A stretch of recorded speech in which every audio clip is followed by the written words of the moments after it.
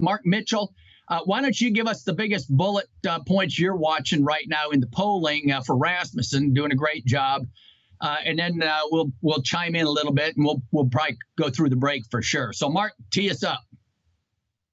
We should just be basking in the utter chaos caused by this debate last week. It's just, I mean, it has to be one of the biggest things that possibly could have happened in this cycle, and it's going to upset the horse cart in a way that I don't think anybody has really been able to wrestle with.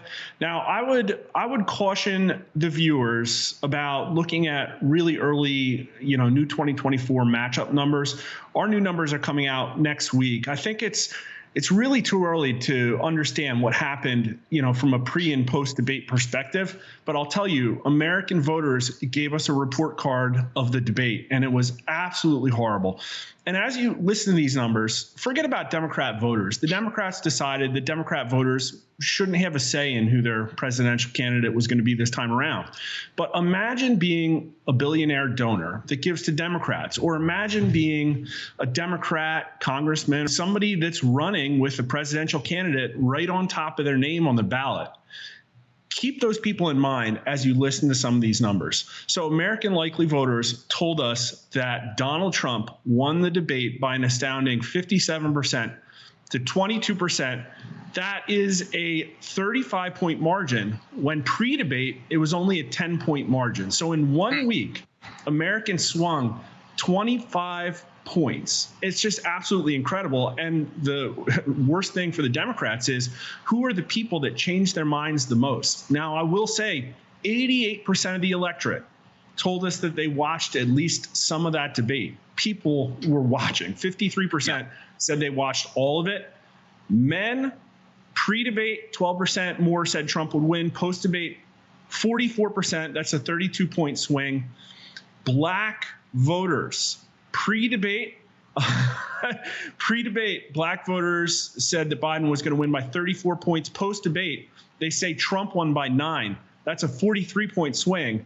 And Democrats was the big one. From Trump down 52 to Trump down 20, a 32-point swing. So post-debate, only 45% of Democrats say Joe Biden won.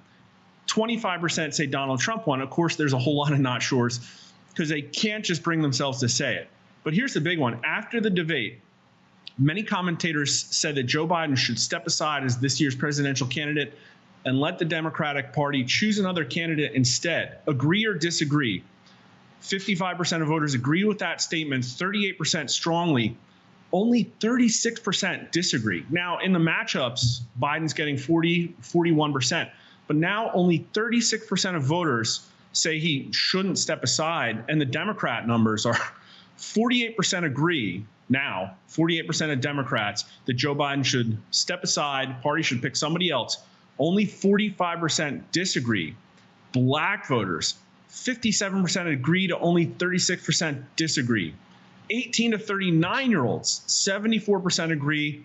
Only 20% of 18 to 39-year-olds don't think the Democrats should pick another candidate. And the last one out of this set, if Joe Biden were to step aside, would the Democrats be better off making Vice President Kamala Harris their candidate, or should they choose someone else? And this is the beauty of the situation the Democrats found themselves in. 50% of voters say they should choose someone else. Only 33% say Kamala Harris. So fewer people want Kamala Harris to be the replacement as, say, should disagree that Joe Biden step aside. So she's basically doing worse than Biden is. And then Democrat voters, only 45% of Democrats want Kamala. 39% want somebody else. So it's a slight plurality in her favor. Of course, independents, it's 25% want Kamala, 55% don't.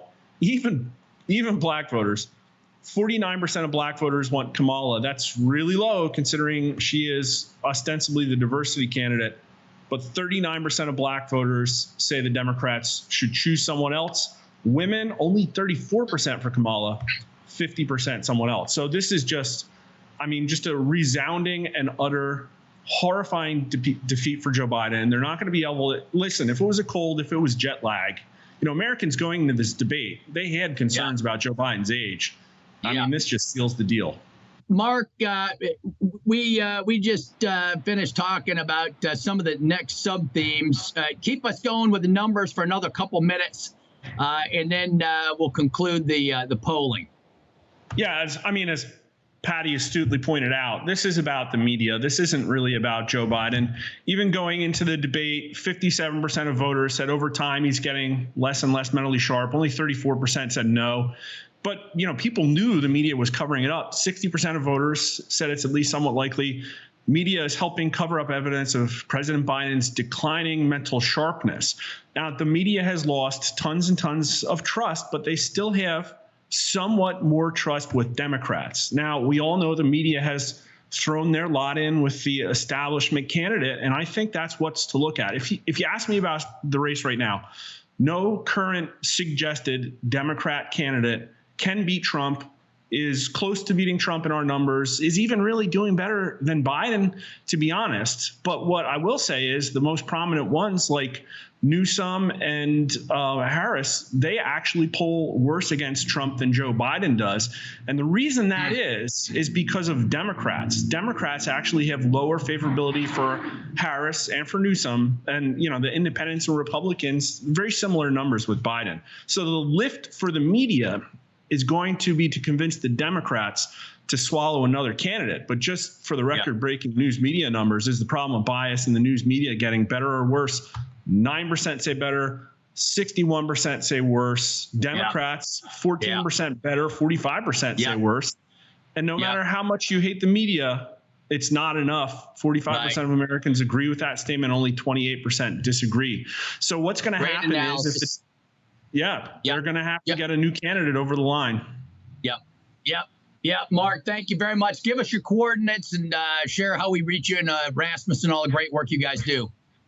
We love being on Twitter and YouTube. They're really great partners that help get information out there to voters who otherwise wouldn't hear this information. So follow us at Rasmussen_poll, and YouTube too. I break all these things down in the videos. Our biggest viewed video is actually about election integrity. So come on over at Rasmussen_poll.